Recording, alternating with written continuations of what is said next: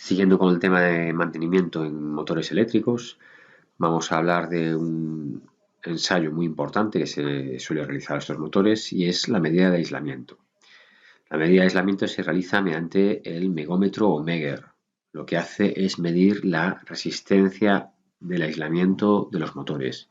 Es decir, es la medida contraria a la que haríamos con el medidor de continuidad. Para realizar esta medida hay que conectar el dispositivo en paralelo con la carga a la que queremos medir el aislamiento.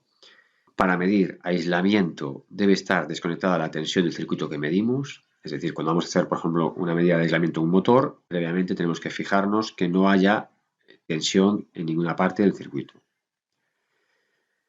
Lo que vamos a hacer es establecer la resistencia del aislamiento que tiene un determinado conductor, un bobinado, un transformador, etc. Funciona en base a la creación temporal de una tensión eléctrica continua que puede ser de 250, 500 voltios, 1000 voltios, va a depender un poco del dispositivo de medida.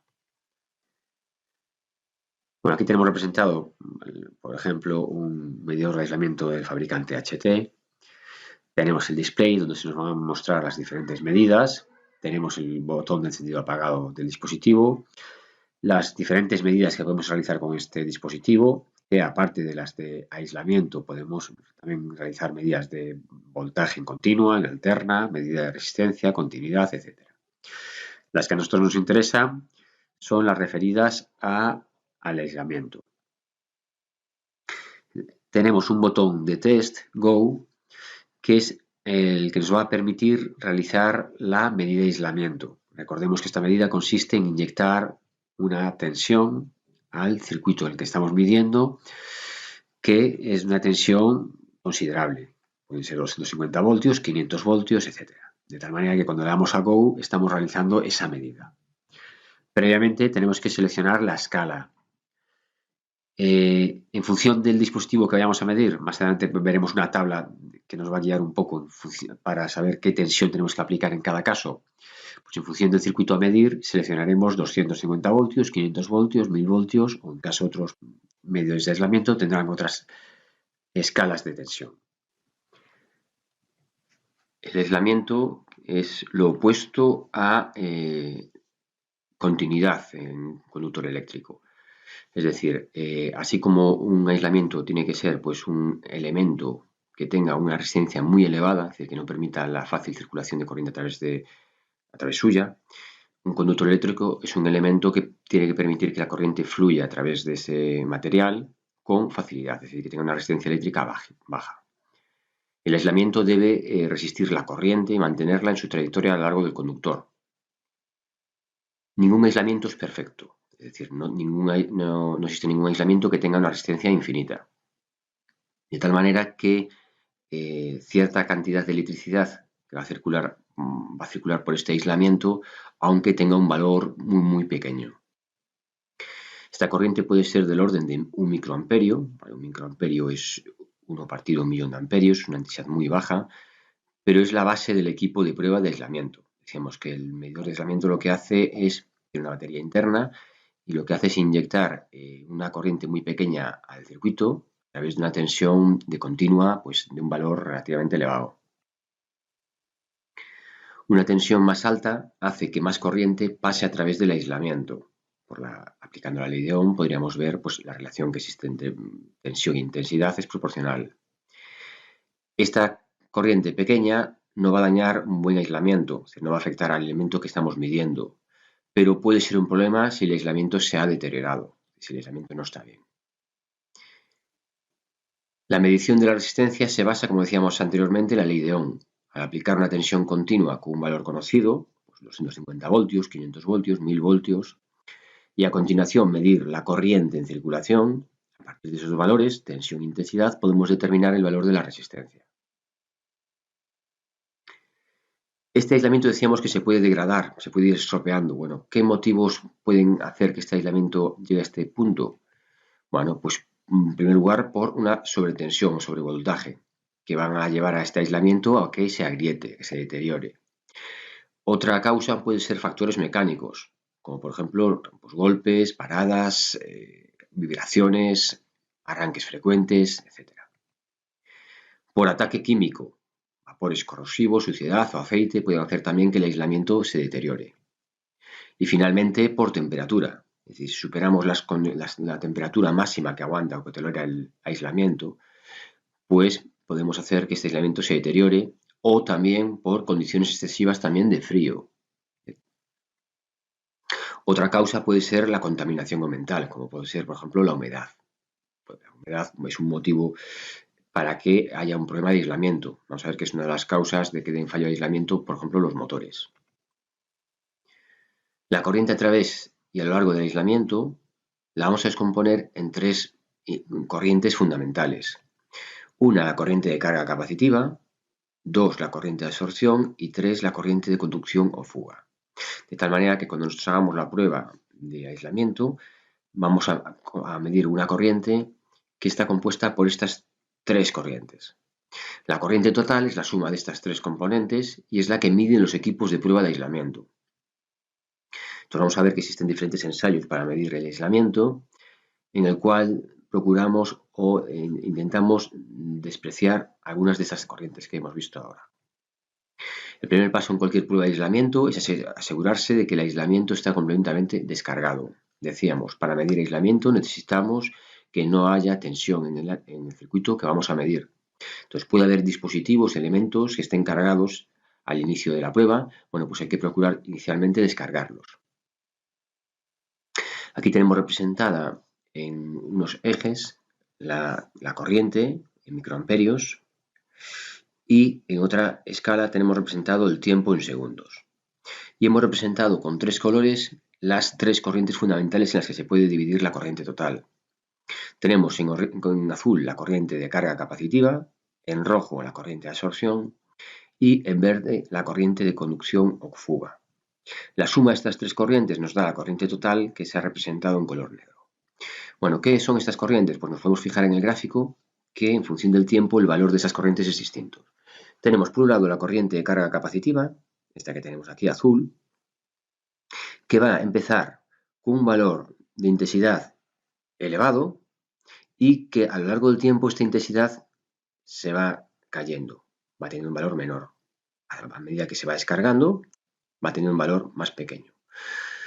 Tenemos una corriente de absorción representada en rojo, que también tiene un valor alto, no tan alto como la capacitiva, pero un valor alto, y también se va descargando progresivamente. Es una descarga un poco más lenta que la de la carga capacitiva, pero vemos que a lo largo del tiempo se va descargando. Y finalmente tenemos una corriente de conducción o fuga, que es la que nos va a interesar, y que es una corriente pequeña, va aumentando progresivamente y a partir de un punto se vuelve estable, permanece en un valor más o menos constante. Esta corriente es la que nos va a dar una indicación de la calidad del aislamiento que estamos midiendo. Bueno, la escala que se representa aquí es orientativa y puede variar según el aislamiento que se esté probando. Pues no tienen por qué ir representados en cuanto a tiempos, de esta manera las curvas. Vemos que cuando han transcurrido los 10 segundos, la corriente capacitiva ya no tiene efecto, la corriente de absorción tiene un efecto muy bajo, muy pequeño, de tal manera que la corriente total prácticamente se puede considerar como la corriente de conducción o fuga. La norma que tenemos ahí reflejada, 43/2013, describe el procedimiento recomendado para medir la resistencia de aislamiento en bobinados de máquinas rotativas mayores a 750 vatios, más o menos 1 kilovatio, utilizando corriente continua. Entonces, en esta norma lo que vamos a ver es qué procedimiento debemos realizar nosotros para realizar los diferentes ensayos de aislamiento, pues a un motor, a un transformador o a cualquier dispositivo. Se va a aplicar a máquinas síncronas, máquinas de inducción y máquinas de corriente continua. La temperatura va a hacer variar el valor de la resistencia de aislamiento según una ley casi exponencial. Entonces, la temperatura va a tener efecto sobre la resistencia de aislamiento. Dentro de un programa de mantenimiento preventivo, es conveniente realizar medidas en condiciones de temperatura similares. Es decir, vamos a ver que es muy interesante y necesario siempre hacer un registro del valor de aislamiento, por ejemplo, de un motor, cuando se hace su mantenimiento, porque ese histórico va a ser el que nos dé un poco la evolución del aislamiento, si está deteriorándose o si se mantiene de forma adecuada. Entonces, lo ideal es tener una referencia anterior. Bueno, pues entonces todas estas medidas deben hacerse siempre en condiciones de temperatura similares. De nada vale hacer una medida de aislamiento en las condiciones de temperatura y otras en unas condiciones de temperatura distintas, porque esos resultados, esos valores de resistencia, no se pueden comparar. Un incremento de 10 grados se traduce en una disminución a la mitad de la resistencia a aislamiento y a la inversa. Entonces vemos que tiene mucha influencia la temperatura con respecto al aislamiento. En este gráfico que tenemos abajo nos dan una relación entre la temperatura a la que estamos haciendo la medida y qué factor de corrección tenemos que aplicarle en caso de que la temperatura no sea la que hemos medido nosotros. El ensayo de medida de aislamiento consiste en alimentar el bobinado con corriente continua a través de la carcasa. Esto lo hacemos a través del dispositivo de medida. El terminal negativo lo conectamos al bobinado y el positivo a la carcasa o tierra.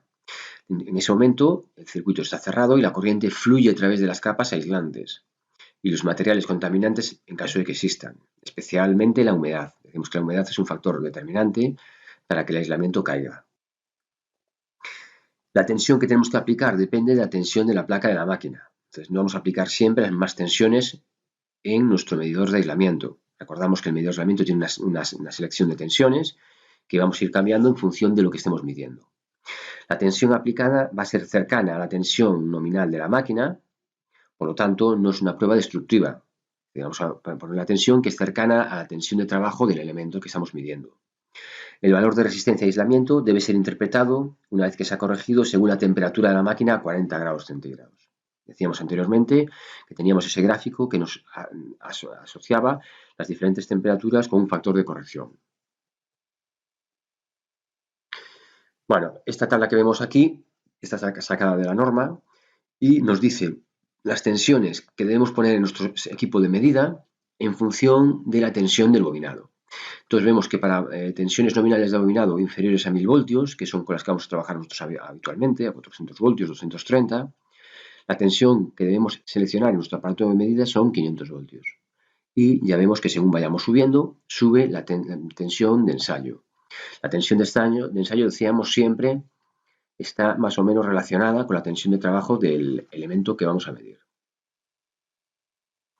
De todas formas, se recomienda contactar con el fabricante del cable o del equipo o del motor, ¿vale?, para conocer su recomendación en términos de tensión de ensayo aplicables. Entonces, si vemos las características de un motor determinado, vamos a ver que entre todas estas características el fabricante habitualmente nos dice si queremos hacer un ensayo, una prueba de aislamiento, cuál es la tensión de aislamiento recomendada por el fabricante. Y esa es la que tenemos que ceñir nosotros. El primer método que vamos a ver es el método de medida puntual o a corto plazo. Es uno de los métodos de aislamiento que podemos aplicar. Vamos a ver que existen varios, aquí vamos a estudiar dos. Este método es el más sencillo y consiste en aplicar la tensión del ensayo durante un corto plazo de tiempo, 30 o 60 segundos. Fijaros que estamos excediendo los 10 segundos que veíamos antes para que las dos corrientes capacitivas que teníamos no tengan efecto. Entonces, lo que hacemos es hacer la prueba en torno a 30 a 60 segundos y tomamos nota del valor de resistencia y aislamiento obtenido en ese momento. Decíamos que era muy importante tener siempre un histórico de aislamientos de esa máquina. Esta medida directa se va a ver perturbada por la temperatura y la humedad, como hemos dicho antes.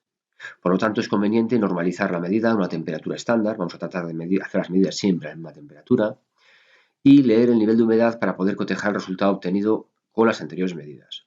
Es decir, lo ideal sería realizar medidas periódicas al motor en aislamiento e ir apuntando ese histórico de medidas de aislamiento para ver la evolución de ese motor.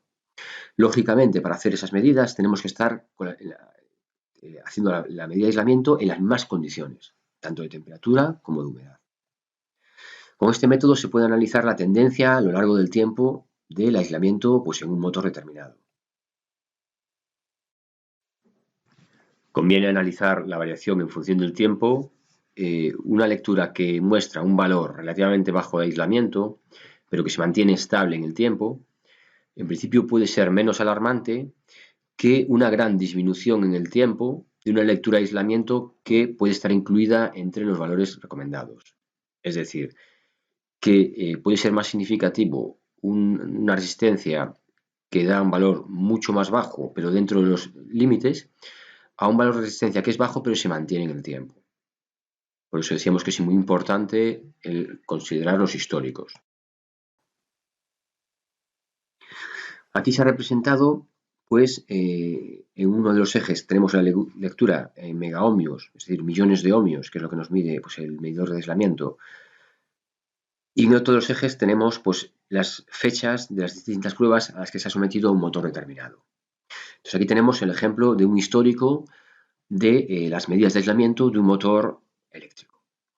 Bueno, pues podemos ver que, por ejemplo, si cogemos varios puntos, hemos seleccionado varios puntos, si cogemos el punto A, vemos que la resistencia de aislamiento va bajando progresivamente, con una pendiente baja, posiblemente bajo el efecto del envejecimiento, acumulación de polvo, puede tener algo de humedad, el motor va bajando relativamente de aislamiento, y vemos que ahí aparece un punto significativo, que es el punto B. En esta fecha se hace la prueba de aislamiento también al motor y se ve que el aislamiento da un aislamiento bastante inferior. ¿De acuerdo? Aquí estamos con aislamientos cercanos a los 100 megas y aquí estamos con un aislamiento, bueno, pues está próximo a los 2 megas.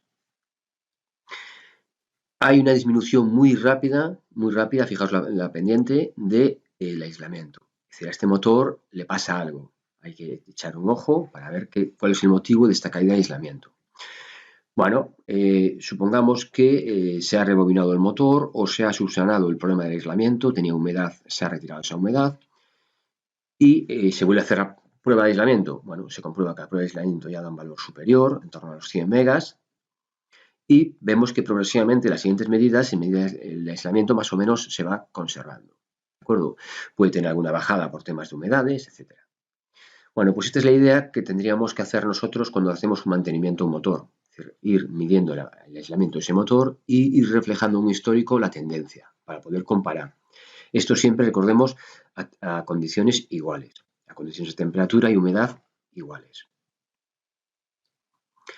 El otro método que vamos a ver es el método de medición basado en la influencia del tiempo de aplicación de la tensión de ensayo. Entonces, en este caso lo que vamos a hacer, vamos a leer no solo un valor, sino valores sucesivos de resistencia de aislamiento en determinados momentos. Tiene la ventaja de ser poco influenciables por la temperatura. ¿Por qué? Porque se van a hacer varias medidas, ¿de acuerdo?, a la misma temperatura. En caso de un aislante en buen estado, la corriente de fuga o conducción es débil y la medición está altamente influenciada por las corrientes de carga capacitiva y de absorción dieléctrica. La medición de la resistencia de aislamiento aumentará, por lo tanto, durante el tiempo de aplicación de la tensión de ensayo, ya que estas corrientes van a ir disminuyendo progresivamente. Depende de la naturaleza de los aislantes, el tiempo a partir del cual la medición de un aislamiento será estable. En el caso de un aislamiento incorrecto, que esté pues, deteriorado, que tenga humedad, la corriente de fuga es muy fuerte, constante y sobrepasa las corrientes de carga capacitiva y absorción eléctrica. La medición de la resistencia a aislamiento alcanzará en este caso muy rápidamente un nivel constante y estable.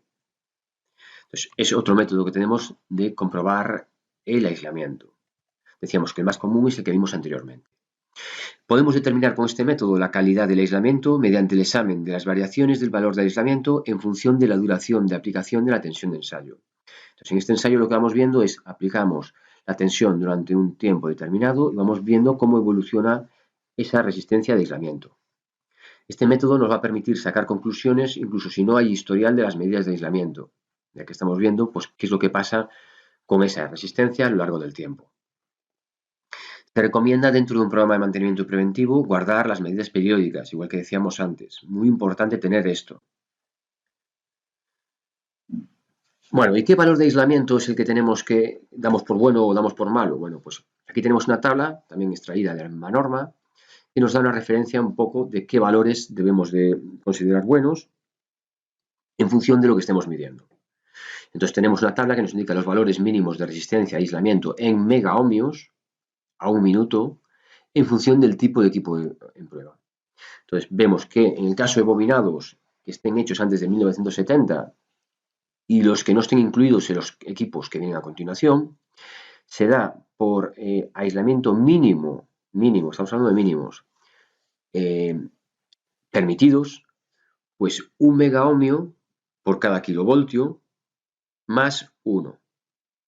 Entonces hay que ver, pues la máquina, si son, en caso de ser, por ejemplo, una máquina de 1000 voltios, pues sería 1 megaohmio entre 1000 más 1. Entre 1, perdón, si fuesen 1000 voltios sería 1 kilovoltio. Sería 1 más 1, 2 megas. En el caso que la mayoría de los bobinados de corriente alterna de bobina preformada hechos después del 70, pues 100 megas.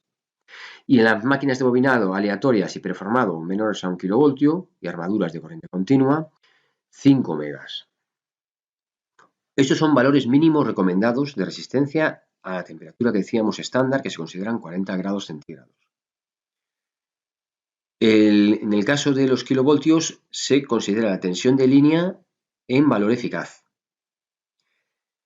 Después vemos aquí en la nota de pie de página que nos describen qué entendemos por devanado preformado, que se refiere a aquellos bobinados construidos con alambre rectangular o cuadrado, colocados de manera ordenada, mientras que devanado aleatorio es el que se constituye con hilos redondos o alambres redondos y su ubicación es aleatoria.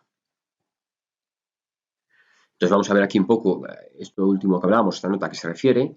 Cuando hablamos de devanados de hilos, son devanados de este tipo, con hilo de cobre, ¿vale?, dispuestos de forma aleatoria. Son habitualmente motores o máquinas de baja tensión, baja potencia.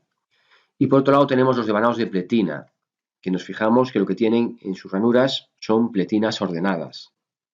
Son para máquinas de tensiones mucho más elevadas y la colocación de las bobinas es ordenada y se denominan preformadas, ¿vale? Entonces, en función de qué tipo de motor aplicaremos un criterio u otro al aislamiento.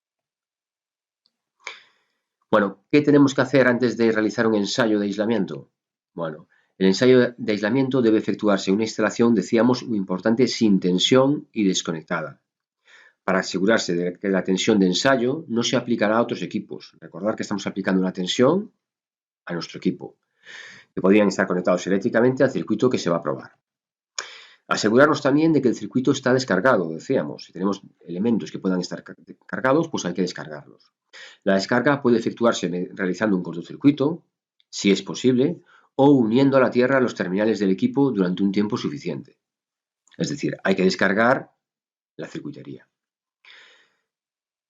Debemos usar protección especial cuando el dispositivo a probar se encuentra localizado en un entorno inflamable o explosivo, ya que podrían producirse chispas durante la descarga del aislamiento. Entonces, es importante también algún tipo de protección en esos ambientes. Debido a la presencia de tensiones continuas, pueden ser de un valor elevado, decíamos, pueden ser 1000 voltios incluso mayores, se recomienda reducir al máximo el acceso al personal y llevar equipamiento de protección individual, EPIs, especialmente guantes de protección eléctrica. Debemos utilizar también cables de conexión apropiados para la prueba a realizar. Actualmente el equipo ya suministra unos cables que están diseñados, digamos, para tal efecto. Y asegurarse de que estos cables están en perfecto estado. En el mejor de los casos, cables inapropiados inducirán a errores de medición, pues nos pueden dar medidas que no son erróneas, que no son las que debían ser, pero sobre todo lo más importante es que pueden resultar peligrosos. Bueno, y después del ensayo.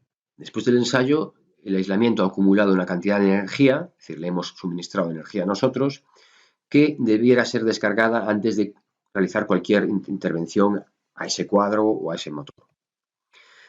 Después, hay que dejar también que el equipo se descargue durante un tiempo, que habitualmente es en torno a 5 veces igual al tiempo de carga. Es decir, tiempo que ha transcurrido durante el último ensayo de aislamiento.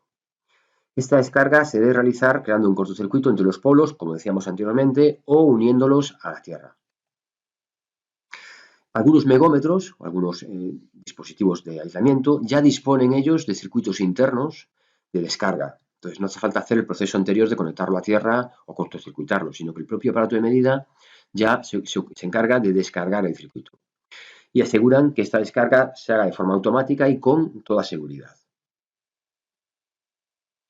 Se recomienda realizar el ensayo de resistencia de aislamiento en los siguientes casos. Antes de arrancar una máquina recién instalada, es decir, tenemos una máquina nueva o que lleva mucho tiempo parada, pues en este caso sería conveniente primero realizarle una medida de aislamiento.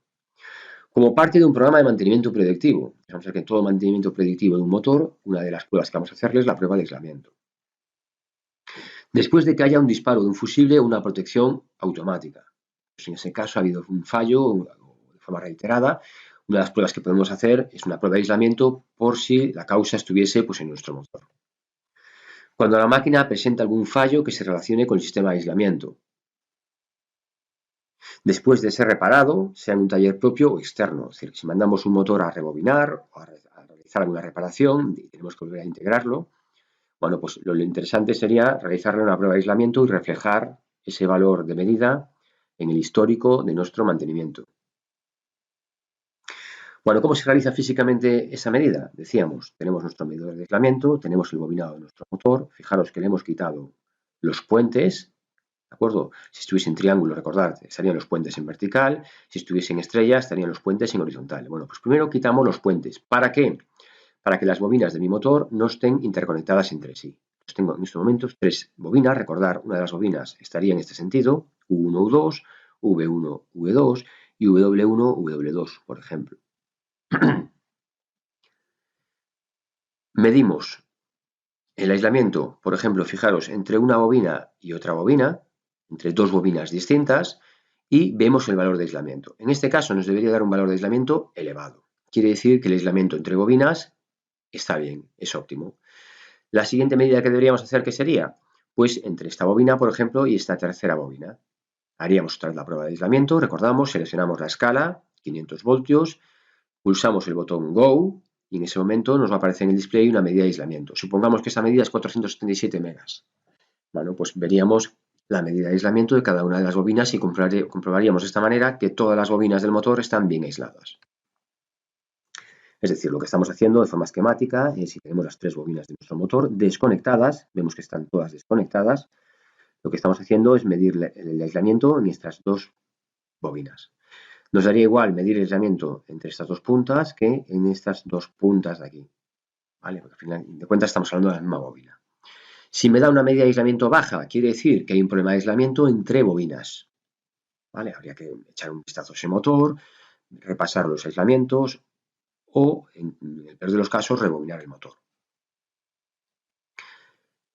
Otra medida de aislamiento que podemos hacer es medir el aislamiento entre cada una de las bobinas del motor y el terminal de tierra. Para buscar el terminal de tierra lo que vamos a hacer es buscar la tierra física que tenemos en nuestro motor o haciendo contacto en cualquier punto de la carcasa de nuestro motor, que ya está a tierra y que está libre de pintura, podríamos también realizar la prueba de testeado. Seleccionaríamos la tensión en nuestro medidor de aislamiento adecuada en relación al motor que estamos midiendo el aislamiento. Supongamos que es un motor de 230 voltios, seleccionaríamos en este caso la escala de 500 voltios y haríamos la prueba de aislamiento. Le daríamos a Go, en ese momento inyecta corriente al motor, le está aplicando una tensión de 500 voltios y nos va a dar en el display pues, la medida de aislamiento. Esta medida de aislamiento tiene que ser un valor elevado.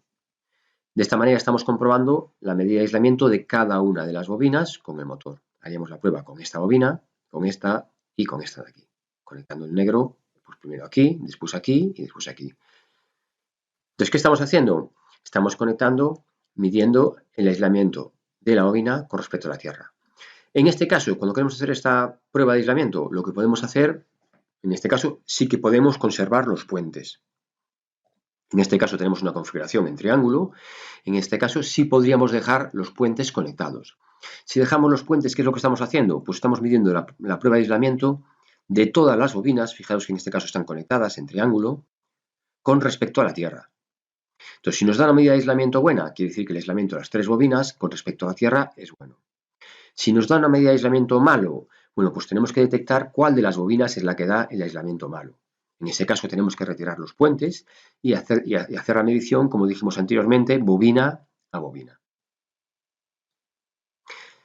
Otra prueba que podemos hacer a los motores, ¿vale? Que ya no tiene relación con el aislamiento, es una medida de resistencia eléctrica.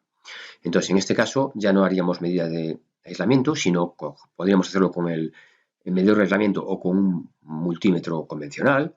Seleccionaríamos la escala de resistencia y lo que hacemos es medir entre principio y final, principio y final, principio y final de cada una de las bobinas.